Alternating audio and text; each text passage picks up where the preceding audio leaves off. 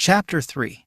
Revealed Expectational Function. But when Tang Aining, or Gu Ning, opened her mouth, Gu Man and Gu King was surprised. They couldn't believe their eyes, seeing Gu Ning sitting against the head of the bed. The doctor had said there was congestion in Gu Ning's brain, and it must be removed by surgery.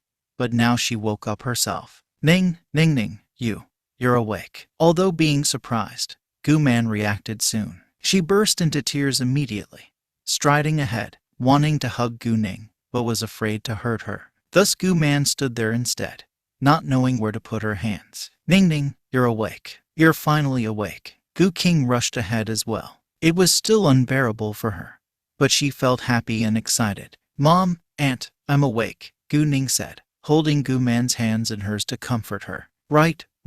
What a relief that you're finally awake. Gu Man cried out of happiness. She clutched Gu Ning's hands in case her daughter would disappear. Gu King was in tears of joy as well. Such a drama was a difficult test for normal human beings. Oh, I'll go find the doctor, Gu King realized first, and ran out directly. Before long, the doctor walked in. He was also super surprised by the fact that Gu Ning was awake. What a magic! But it still needed a comprehensive check to make sure it was real. Therefore, the doctor arranged the exam for Gu Ning at once. After the exam, Gu King went to buy food for Gu Ning, while Gu Man stayed by Gu Ning's side to look after her. Gu Ning felt the strong mother's love from Gu Man.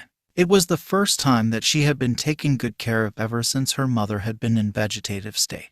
Although when she had been with Kai Ziyu, she had heard of many sweet nothings. They were lies. After the meal, Gu King was gone for afternoon work, and Gu Man was free for today and tomorrow. She had applied to have the rest separate 3 days break of this month together. When Gu Ning had been caught by an accident yesterday, Gu Man had talked with Gu Ning for a while before she told her to have a good rest. Gu Ning knew Gu Man hadn't had any sleep since last afternoon, so she let her catch up on some sleep on a nearby empty bed. Though Gu Ning was awake now, and Gu Man felt greatly relieved, she was still worried before the final result came out. So Gu Man was reluctant to take a break. But Gu Ning said if Gu Man didn't rest, she won't neither. Thus Gu Man agreed at the end. Gu Man was literally tired. She planned to lie down to comfort Gu Ning, but fell into a deep sleep in a few minutes. As for Gu Ning, she couldn't sleep at all. She's staring at the ceiling, thinking about what had happened during her last lifetime. All of a sudden, she saw a pair of feet walking by above her head. Gu Ning was astonished and had her mind back instantly, but there was nothing on the white ceiling.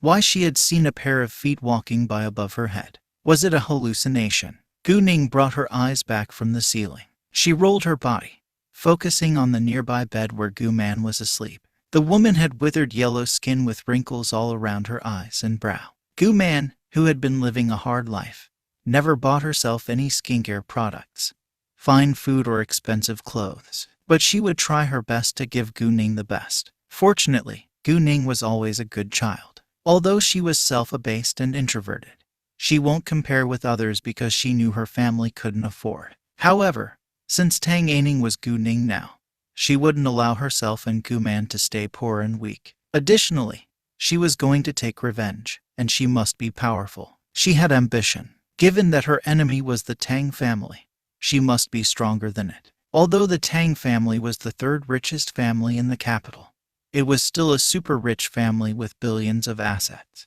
And in a third-tier city, it must be the top one family. But the Tang family's glorious achievements relied largely on Tang Aining's effort. Tang Aining had done countless illegal things for the Tang family, stealing opponents' confidential documents, killing people, for instances. But Tang Aining had destroyed all the evidence for her own safety the last lifetime.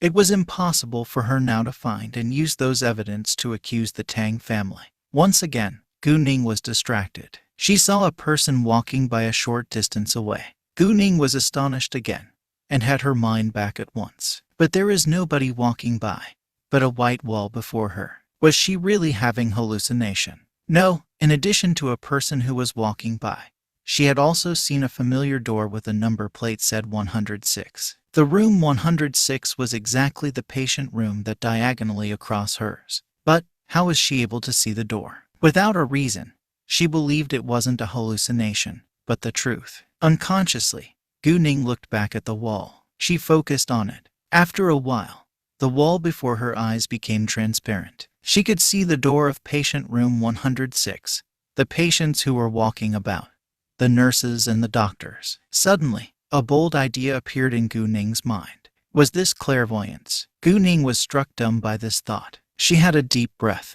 to make sure whether it was clairvoyance or not. Gu Ning immediately moved her sight to another wall. The wall gradually turned transparent.